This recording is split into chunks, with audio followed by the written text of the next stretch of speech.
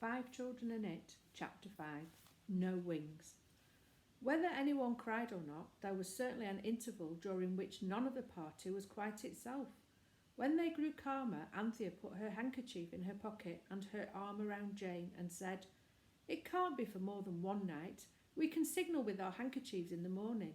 They'll be dry then, and someone will come up and let us out." "And find the siphon," said Cyril gloomily, "and we shall be sent to prison for stealing." "You said it wasn't stealing. You said you were sure it wasn't." "I'm not sure now," said Cyril shortly. "Let's throw the beastly thing slap away among the trees," said Robert. "Then no one can do anything to us." "Oh, yes," Cyril's laugh was not a light-hearted one, "and hit some chap on the head and be murderers as well as other things." "But we can't stay up here all night," said Jane, "and I want my tea." "You can't want your tea," said Robert. "You've only just had your dinner." "But I do want it," she said, "especially when you begin talking about stopping up here all night." "Oh, Panther, I want to go home. I want to go home." "Hush, hush," Anthea said. "Don't, dear. It'll be all right somehow. Don't. "Let her cry," said Robert desperately. "If she howls loud enough, someone may hear and come and let us out." "And see the soda water thing," said Anthea swiftly. "Robert, don't be a brute. Oh, Jane, do try to be quiet. It's just the same for all of us." Jane did try to be quiet and reduced her howls to sniffs.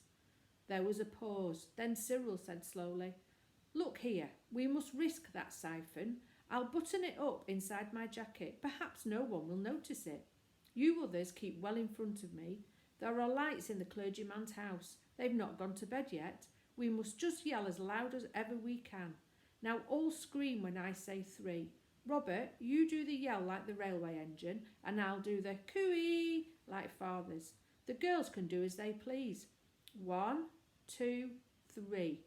A fourfold yell rent the silent peace of the evening, and a maid at one of the vicarage windows paused with her hand on the blind cord.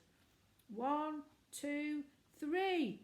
Another yell, piercing and complex, startled the owls and starlings to a flutter of feathers in the belfry below. The maid fled from the vicarage window and ran down the vicarage stairs and into the vicarage kitchen and fainted as soon as she had explained to the manservant and the cook's cousin that she had seen a ghost. It was quite untrue, of course, but I suppose the girl's nerves were a little upset by the yelling. 1, 2, 3. The vicar was on his doorstep by this time, and there was no mistaking the yell that greeted him. "Goodness me," he said to his wife, "my dear, someone's been murdered in the church. Give me my hat and a thick stick and tell Andrew to come after me. I expect it's the lunatic who stole the tongue." The children had seen the flash of light when the vicar opened his front door. They had seen his dark form on the doorstep, and they had paused for breath and also to see what he would do. When he turned back for his hat, Cyril said hastily, "He thinks he only fancied he heard something. You don't half yell. Now 1, 2, 3. It was certainly a whole yell this time, and the vicar's wife flung her arms round her husband and screamed a feeble echo of it. "You shan't go," she said. "Not alone. Jessie." The maid unfainted and came out of the kitchen. "Send Andrew at once. There's a dangerous lunatic in the church, and he must go immediately and catch it." "I expect he will catch it too," said Jessie to herself as she went through the kitchen door. "Here, Andrew," she said. "There's someone screaming like mad in the church, and the missus says you're to go along and catch it." "Not alone, I don't," said Andrew in low, firm tones. To the master he merely said, "Yes, sir." "You heard those screams?" "I did think I noticed a sort of something," said Andrew. "Well, come on then," said the vicar. "My dear, I must go." He pushed her gently into the sitting room, banged the door and rushed out, dragging Andrew by his arm. A volley of yells greeted them. As it died into silence, Andrew shouted, "Hello, you there, did you call?" "Yes," shouted 4 faraway voices. "They seem to be in the air," said the vicar. "Very remarkable." "Where are you?" shouted Andrew, and Cyril replied in his deepest voice, very slow and loud. "Church, tower, top." "Come down then," said Andrew, and the same voice replied, "Can't, door locked." "My goodness," said the vicar. Andrew, fetch the stable lantern. Perhaps it would be as well to fetch another man from the village. With the rest of the gang about, very likely. No, sir. If this here ain't a trap, well, may I never. There's Cook's cousin at the back door now. He's a keeper, sir, and used to dealing with vicious characters, and he's got his gun, sir.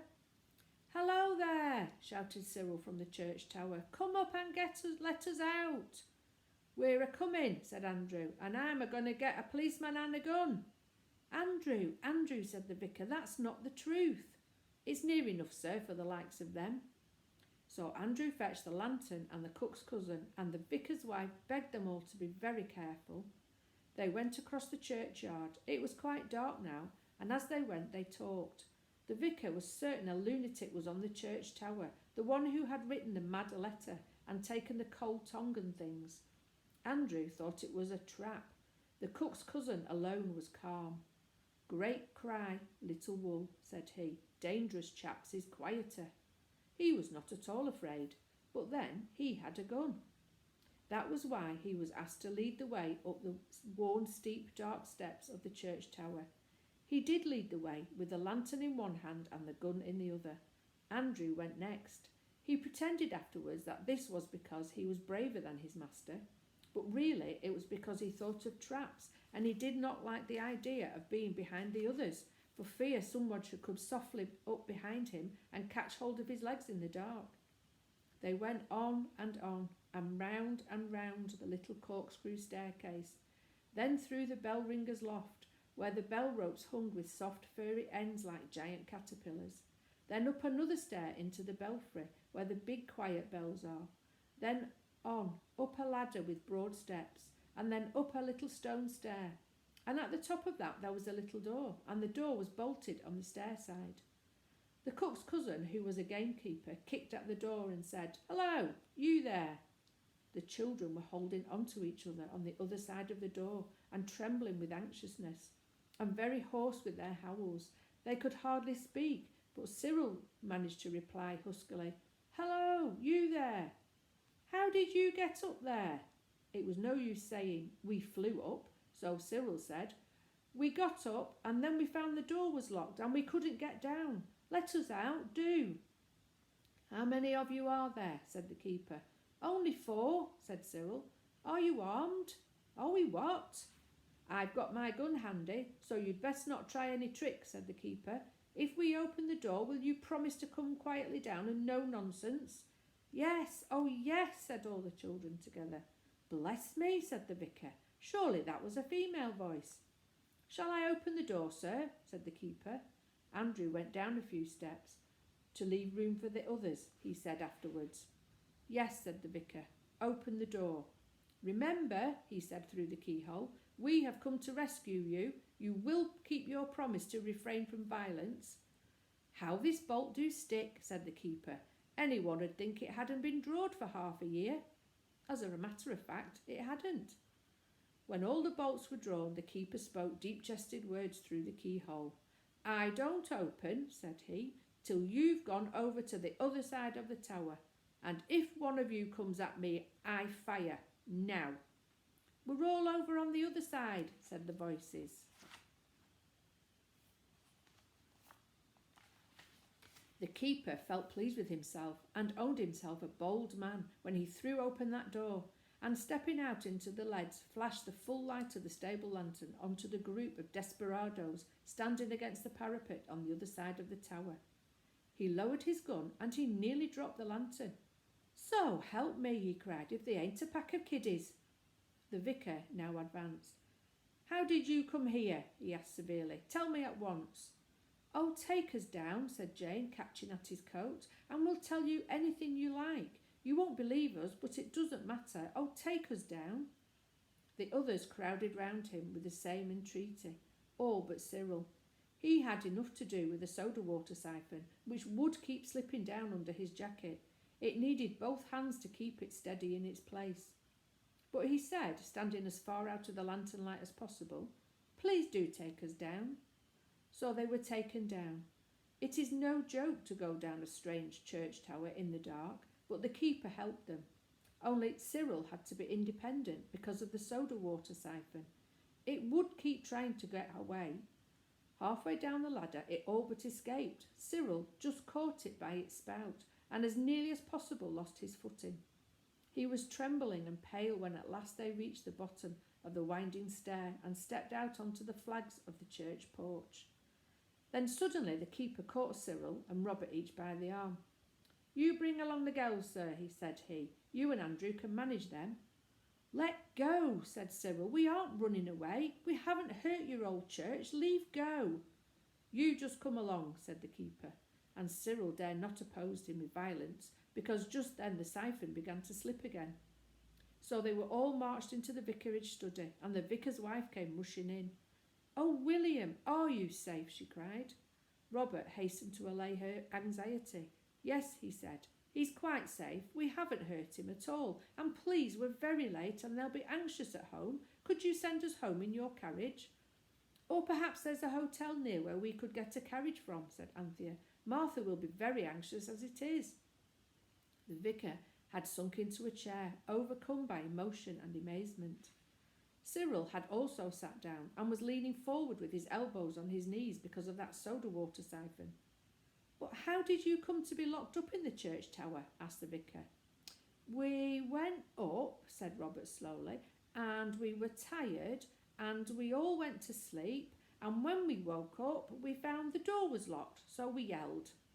"I should think you did," said the vicar's wife, "frightening everybody out of their wits like this. You ought to be ashamed of yourselves." "We are," said Jane gently. "But who locked the door?" asked the vicar. "I don't know at all," said Robert with perfect truth. "Do please send us home." "Well, really," said the vicar, "I suppose we'd better. Andrew, put the horse to and you can take them home." "Not alone, I don't," said Andrew to himself. "And," the vicar went on, "let this be a lesson to you." He went on talking and the children listened miserably. But the keeper was not listening. He was looking at the unfortunate Cyril. He knew all about poachers, of course, so he knew how people look when they're hiding something. The vicar had just got to the part about trying to grow up to be a blessing to your parents and not a trouble and a disgrace when the keeper suddenly said, "Ask him what he's got under there, his jacket."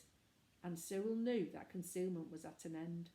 So he stood up and squared his shoulders and tried to look noble, like the boys in books that no one can look in the face of and doubt that they come of brave and noble families and will be faithful to the death.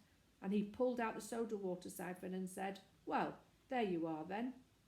There was a silence. Cyril went on. There was nothing else for it. "Yes, we took this out of your larder and some chicken and tongue and bread. We were very hungry and we didn't take the custard or jam. We only took bread and meat and water, and we couldn't help it being the soda kind, just the necessaries of life. And we left £0.50 to pay for it, and we left a letter, and we're very sorry, and my father will pay a fine or anything you like, but don't send us to prison. Mother would be so vexed. You know what you said about not being a disgrace? Well, don't you go and do it to us, that's all. We're as sorry as we can be. There." "However did you get up to the larder window?" asked Mrs. Vicar. "I can't tell you that," said Cyril firmly. "Is this the whole truth you've been telling me?" asked the clergyman. "No," said Jane suddenly. "It's all true, but it's not the whole truth. We can't tell you that. It's no good asking. Oh, do forgive us and take us home." She ran to the vicar's wife and threw her arms around her. The vicar's wife put her arms around Jane, and the keeper whispered behind his hand to the vicar, "They're all right, sir. I expect it's a pal they're standing by. Someone put 'em up to it and they won't peach. Game little kids." "Tell me," said the vicar kindly, "are you screening someone else? Had anyone else anything to do with this?" "Yes," said Anthea, thinking of the Psammead, "but it wasn't their fault."